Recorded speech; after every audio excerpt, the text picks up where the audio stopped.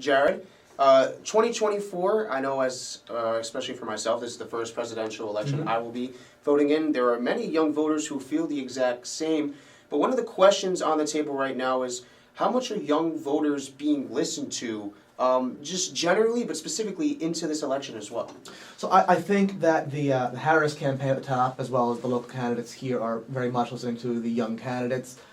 Vice President Harris is the generational change that young Democrats have been begging for in general for a number of years, and I got to give a lot of credit to President Biden, who has been an outstanding president these past 4 years, and might be the first politician to ever know when to quit, even though it might have taken some nudging. He saw the writing on the wall, he knew when to quit, and he immediately passed the torch to our amazing Vice President Kamala Harris, and God willing, she'll be the president on January 20th, and she'll be the president of the next generation and those voices for the next generation. So I sent the survey around to a lot of Hofstra students, especially first voters for a presidential election, and out of 120 responses, I asked the question, which issue or issues do you believe are the most important? Out of 120 people, 97 people said economy and inflation, followed by, in second place, 87 people with reproductive rights, then 81 people with health care, and then in fourth place comes the job market with 73. Does that surprise you at all? No, it doesn't surprise me at all. And I'm young myself, I'm 26, and I live at home because the economy is so tough right now that even though I work full time,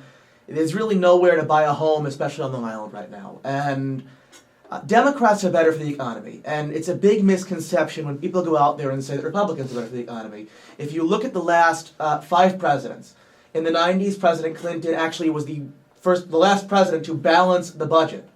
And it seems that the talking point is always Democrats are bad on the economy, this and that.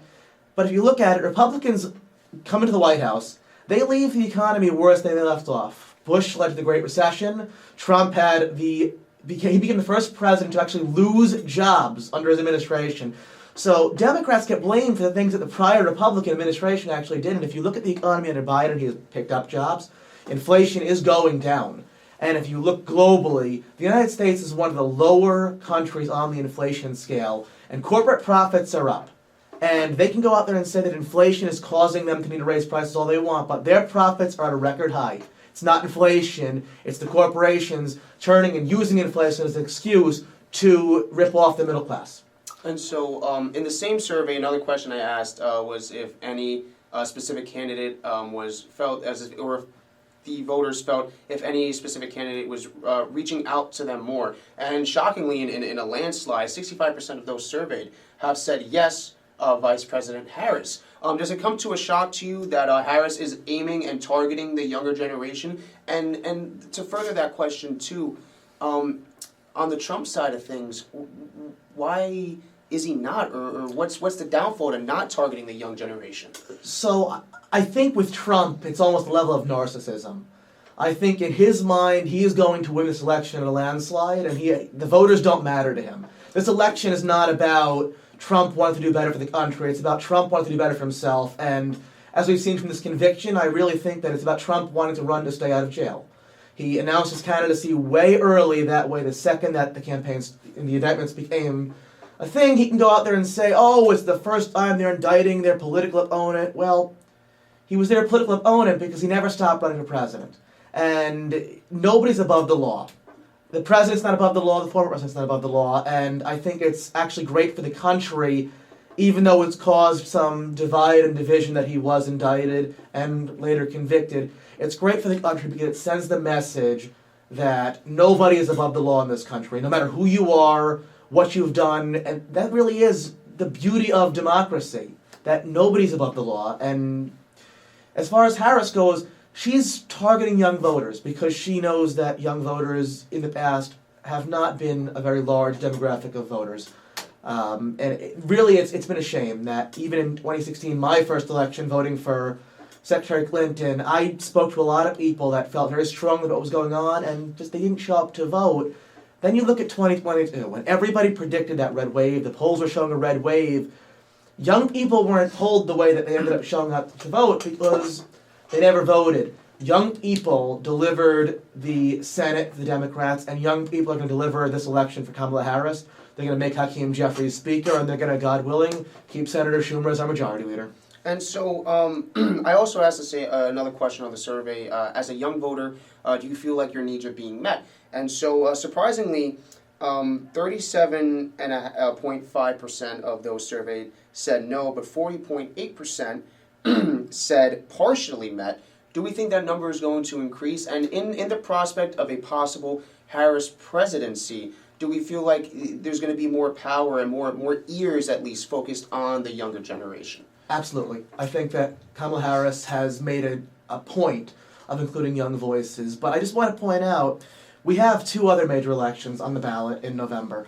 And the president, while important, can't wave a wand and get things done. And if we don't give her a Congress that'll work with her both in the House and the Senate, then really her arms will be tied, right? We saw with President Obama, in his first 2 years, he had really incredible stuff with the Affordable Care Act, and in his first midterm election, he lost the House.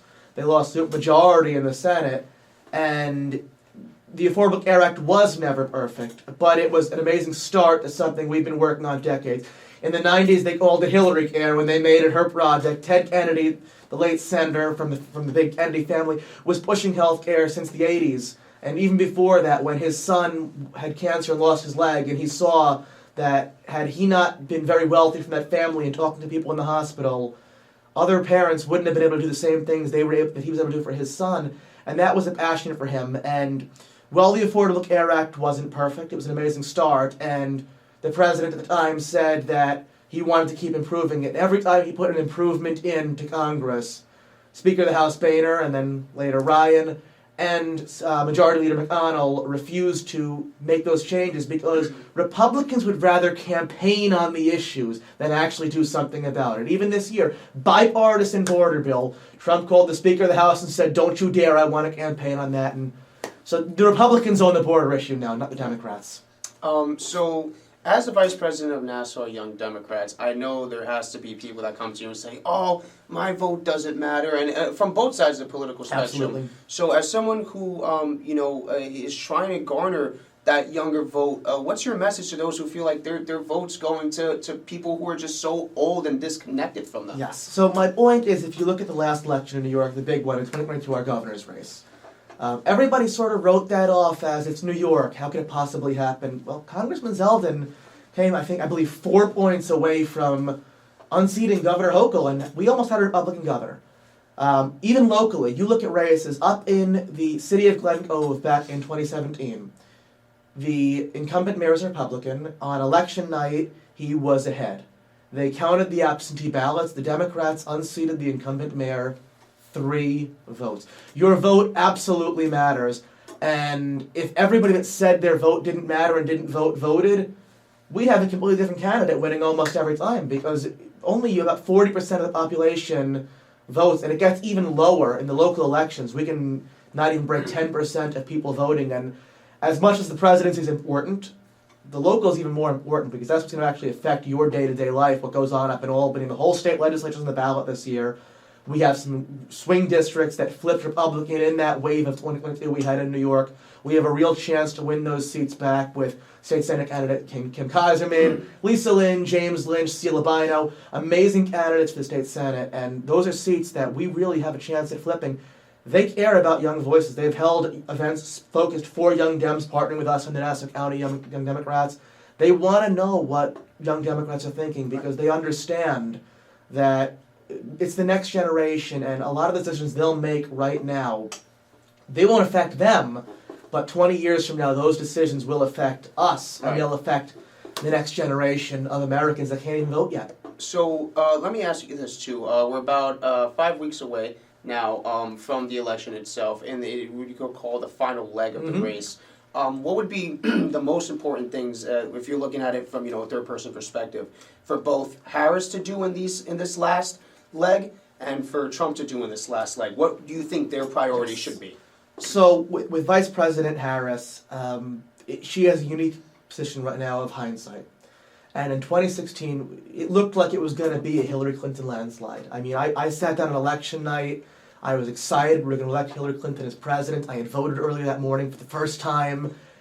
as the night went on, it became more and more clear that she wasn't going to be. Night became long. It became right? a long Yeah. night. And, that became a situation where she was going out there, she wanted to have a Senate majority, a House majority, everything.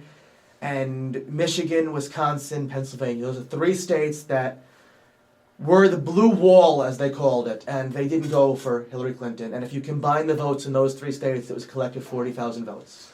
I was actually at an event that Secretary Clinton unveiled her book last night, and she pointed out something that I never even realized. Across those 3 states, if you took those 40,000 votes, that was less than 1 voter per polling place across 3 states. And it really is amazing how, in a country as big as we are, 40,000 votes, less than 1 per precinct, delivered the presidency to Donald Trump. And there was a sense of regret right away, I think, because a lot of people that year voted third party. And the talking point that I was using as an 18-year-old voter was the Supreme Court's in the ballot. The next president could get up to 3 Supreme Court justices, and they can overturn Roe v. Wade. Well, I was told I was crazy. They voted for Jill Stein, who was again the Green Party nominee, and look what happened. Trump got 3 justices, they overturned Roe v. Wade. There are justices that are up there in age again. This year is about the Supreme Court again. It's about giving another generation of an even bigger majority to their conservative majority, or making it even again. For President Trump, I'm going to say that his flaws are the best thing for the Democrats, because I think that one of Harris's best things, as we saw from the debate, is Operation Let Trump Speak. Yeah. Because when Trump goes out there and Just let him speaks, ramble, right? you let him go out there and ramble, you let him speak, and for that matter, they ran President Biden out of the race because he was too old. Trump is, I believe, a year younger than him, maybe 2. He's rambling just as much. I don't hear people going out there and saying, is Trump fit for the job at this point? And I think that's something we need to discuss as a country, right. Especially for young people. Harris is the next generation. Trump is more of the same. And the last thing here that I'll ask, or the last 2 questions I'll ask, is do you looking even past this election, do you foresee in the future even younger presidential candidates than we're seeing? Right. I mean, obviously Trump is quite old, but Harris is, in comparison to Biden and others who have ran even in the past, so like going back to Bush and whatnot, she's kind of on the younger end. Yes. Do you feel as if moving forward we might get presidents who are going to stoop even closer to the age of 50, 45? So I definitely hope so. And, what it really becomes is about experience. And the beauty of it is we've been seeing on the local level, from school board all the way up to Congress, we have younger elected officials. And in Florida, we have a member of Congress that is the youngest ever. I believe he was 27 when he got elected. And part of the problem we've had as a younger generation is a lack of passing the torch from the top on down. And it's been very tough for young people to actually make waves in a presidential race because they simply don't have the experience, because the presidency is not an entry-level job. And I think it's really something incredible that we can look at these younger members of Congress. They're going to work their way up. We're going to have younger senators. And at some point, we're going to be able to have a younger vice president, like with Harris. And at that point, it's going to be very tough to not be able to make the case that some of these people should be president, because they're going to have the same level of experience that some of these people we've elected in the past have. And it's all about passing the torch from top on down, and President Biden gets that. And I have an extraordinary amount of respect for President Biden for understanding that at this point. And this is going to be a fun little question at the end. If you could use 3 or 4 words just to emphasize why young people should go out and vote, what would those words be? 3 or 4 words. They don't even have to correlate in a sentence. Yes, I mean, listening, because they're listening. Generational, because we're finally getting a seat at the table that we never had before. Partisanship. The Republicans don't want us to have a seat at the table. If you look at their rhetoric the past year, Vivek Ramaswamy, he was out there saying we should raise the voting age again back to 21. And that takes voices away from younger voices that they're going out there and it's their future. And future is my 4th word, because what's going on, it's going to affect us much more than it's going to affect the people that are there now. And we need to have our seat at the table. We need to tell these elected officials and these candidates, this is what we want to see. If you want our vote, this is what you're going to get. But at the end of the day, acknowledging that we're never going to have a candidate that we will personally agree with 100% of the time.